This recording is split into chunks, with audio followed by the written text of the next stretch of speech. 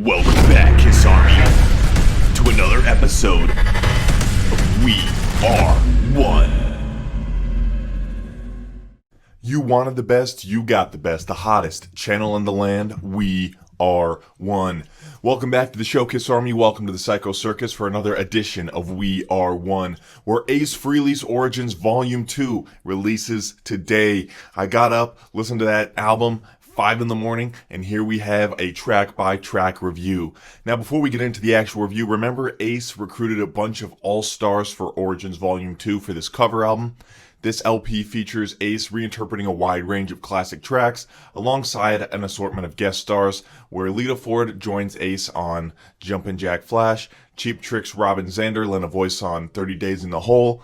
Ace said, "I really wanted to do the Humble Pie, but I just couldn't cut it vocally because Steve was just too good of a singer. I just couldn't do his vocals justice, but I remember that I had bumped into Robin Zander years ago at a meet and greet, and he had mentioned to me that he'd like to sing on one of my upcoming records, so I remembered that, and I gave him a call." Elsewhere on the LP, Ace is going to be joined by Bruce Kulick. The two collaborated on a cover of the Jimi Hendrix classic, Manic Depression. Guitarist John 5, known for his stints with David Lee Roth and Rob Zombie, appears on 2 of the album's tracks, I'm Down of The Beatles and Cream's Politician. Ace said, "If you listen to the Cream version, Clapton does a double solo. He's playing 2 solos at the same time. So what me and John did is he did a solo, I did a solo. And then Alex, my engineer, did a crossfade," Ace explained. "So if you listen to the song with headphones on, you hear me going from one side to the other and John going from one side back. So it's a really interesting mix." One other highlight from Origins Volume 2 includes a cover of Zeppelin's Good Time, Bad Times, The Kinks, Lola, and The Animals' We Gotta Get Out of This Place. Ace has done a re-edition of She that appeared in Kiss's album. A cover of Deep Purple's Space Truckin' has already been released for the first single, as well as I'm Down. So here is what we got. We got Ace Origins Volume 2. This album kicks off with Good Times, Bad Times, which was originally done by Led Zeppelin. Now on this track, Ace had some good vocals. The first verse was a little shaky, but after that, Ace's vocals was very solid performance. He had good harmonies on those backing vocals, a great solo, and the players Ace had on this band, like for the drums, and Ace's band on this album is excellent. And I'm sure Ace played bass on a good amount of the tracks, but whoever he got for his drummer, if it was actually Matt Starr or not, I've read that it was, and then some say it wasn't, but it's well done. So, Good Times, Bad Times, great start to the record, and then Ace goes into Never in My Life by Mountain, which Ace had some good vocals, again, very strong solo, much tighter playing than albums past, and that's going to be a common theme throughout this album review, is Ace's ability to really tighten up his playing has improved tremendously since you go back and take a look at anything from 2009 on.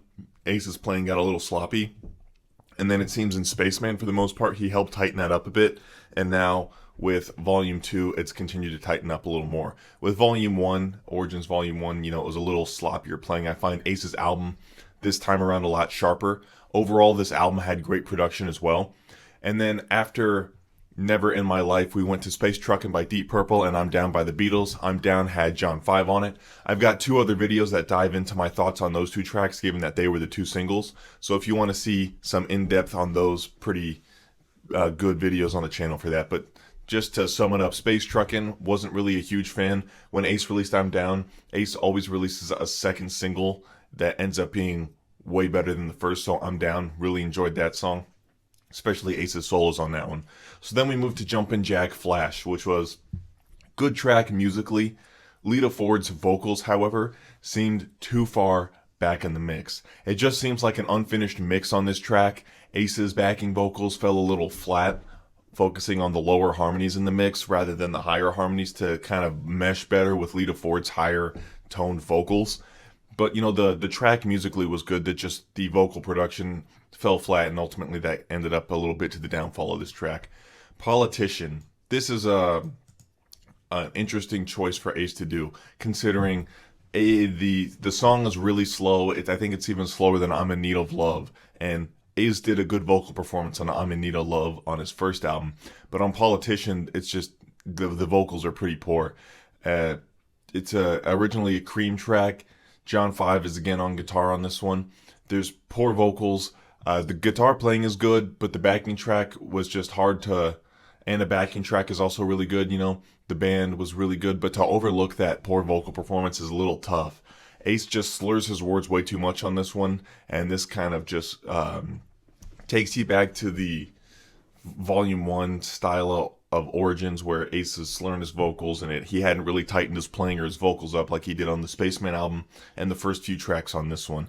So Ace should stick to singing slightly faster vocal tracks to help him just kind of get through those words out. Next track was Lola, originally by the Kinks. There was good mixing on this track. The acoustics don't overpower the rest of the mix, but it's really good to hear them up front and center in the mix. One of those things I think Ace does really well. He did that a lot on the Anomaly album. The first verse on this was a little rough vocally, but the harmonies in the second verse were really, really good and really salvaged that. And Ace was still showing off his range in this track as well by the halfway through the second verse. And I think that the longer I listen to this track, the more enjoyable it was. So hopefully on future listens of Lola, that first verse will sink in a little better with me. Next we got 30 Days in the Hole, which is originally by Humble Pie. And this was a great mix. Again, whoever played drums on this album, unless I think it was Matt Starr, but if it wasn't, Chris Coogan maybe, Scott Coogan, one of the good album. Good drums on the album. Very, very well done stuff. I thought that this track, getting Robin Zander of Cheap Trick to do the vocals, made this extremely enjoyable listen. An extremely enjoyable listen is fantastic track. It really could have been a single. If Ace wanted to do another a single where he featured one of these other guests who did the vocals on the album, this could be the one. Robin Zander just crushes his vocals.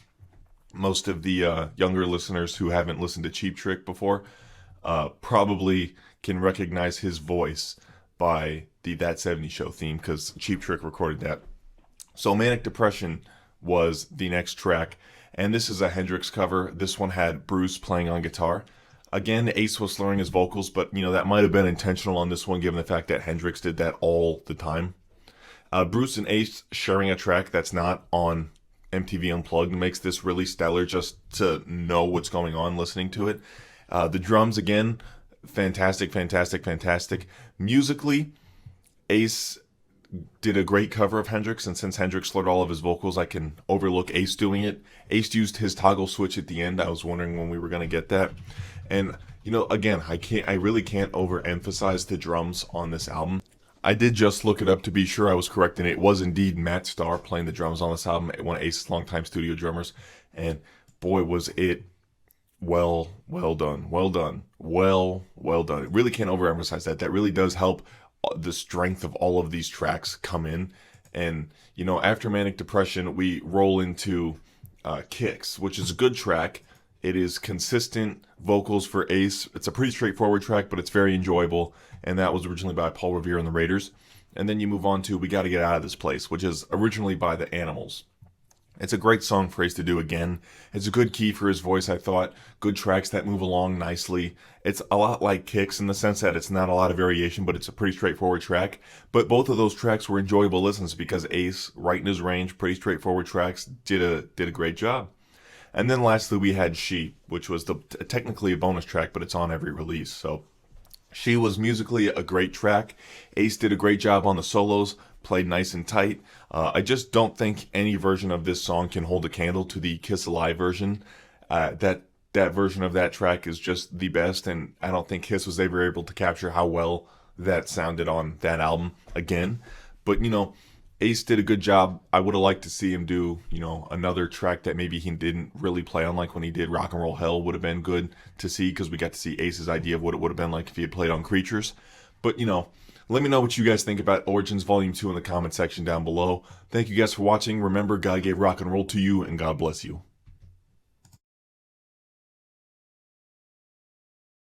God bless you all.